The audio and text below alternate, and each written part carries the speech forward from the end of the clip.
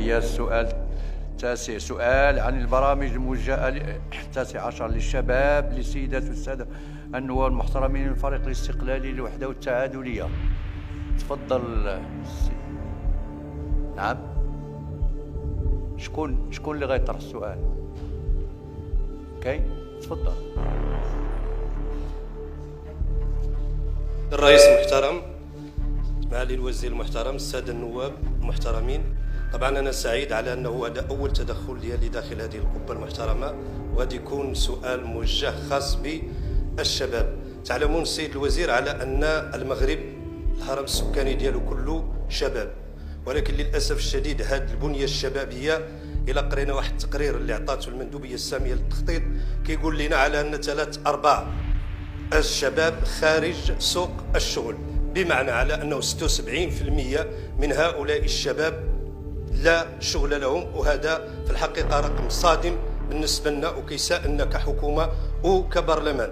أنا كنتساءل معكم السيد الوزير، ما هي الاستراتيجية اللي غادي تنهجها الوزارة ديالكم لإدماج الشباب ولأخذ بعين الاعتبار أن هؤلاء الشباب اليوم كيعيشوا في واحد الفراغ، يعني فراغ في سوق الشغل، فراغ في مجموعة من المجالات، خصوصا بالنسبة للمناطق الهامشية والمناطق يعني اللي لا تنتج الثروة. مثلا المنطقة اللي كنمثلها وهي إقليم قليميم كتحتل للأسف الشديد الرتبة الأولى وطنيا في نسبة البطالة، وهذا رقم مخيف. هذه المنطقة ديالنا، فما بالك بباقي المناطق؟ لهذا السيد الوزير، ما هي الإجراءات التي تنوي وزارتكم القيام بها، خصوصا بالنسبة للشباب اللي حاملين المقاولات، المشاريع الصغرى والمتوسطة، واللي كيعرفوا اليوم هي واحد الكساد كبير جدا اللي كيدي بهم إلى الهجرة خارج أرض الوطن. تحياتي والسلام عليكم.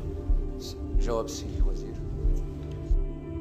شكرا السيد الرئيس. حقا هو جواب خصني نجاوبك انا شويه وجاوبك سي سكوري كذلك، ولكن في ظل اختصاص وزاره الشباب بغيت نذكر بان ما غاديش نتكلم على الانشطه التقليديه اللي كتقوم بها وزاره الشباب، ولكن كنتكلم على الانشطه الثقافيه، الانشطه الشبابيه، الانشطه كذلك الرياضيه، ولكن ركزت على واحد النقطه اللي هي مهمه جدا. كلنا غير هذه سنه فاش درنا الحملات الانتخابيه ديالنا الا وان الشباب كانوا كيتكلموا على اشكاليه ديال التشغيل. مباشره بعد تاسيس الحكومه الا وفكرنا كيفاش قطاع الشباب يقدر يساهم بطريقته حتى هو باش يعاون الشباب ينخرطوا في سوق الشغل وفي المجال الاقتصادي. وفي نفس الوقت كيفاش نمكنوا هاد الديور ديال الشباب من انشطه جديده. احنا في 2022 وبالطبع المتطلبات ديال الشباب متغيره، فكاين هناك اليوم ننظم ورشات رقميه تستجيب لمتطلبات الشباب كالبرمجيه والروبوتيك، الكودينغ والروبوتيك، وكذا اعداد فضاءات بدور شباب مخططه للالعاب الالكترونيه، الجيمنج، وتنظيم مسابقات الكترونيه.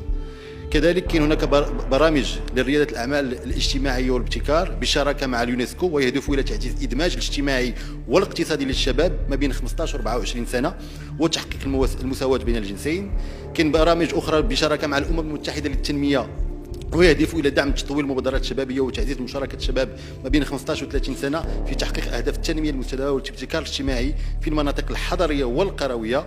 وواحد المشروع مهم جدا يلاه بديناه بشراكه مع المكتب الشريف للفوسفات ووزاره الرقمنه اللي هو سميناه يوكود، وينص على احداث مدارس رقميه من جيل جديد تقدم تدريبات مهنيه لمده 2 لفائده الشباب الذين لا يتوفرون على شهاده او اي مهارات تقنيه، وذلك كنتكلم على لينيت، وذلك في مهن المستقبل في مجال تكنولوجيا المعلومات مع التفكير في تعميم هذه. تعقيب السيد النائب فيما تبقى من الوقت. سيد النائب. نعم. السيد الوزير المحترم، هذا الشيء كامل اللي قلته زين، ولكن انا كنقول لك على انه هذا الشباب اللي تكلمت عليهم هذا الرقم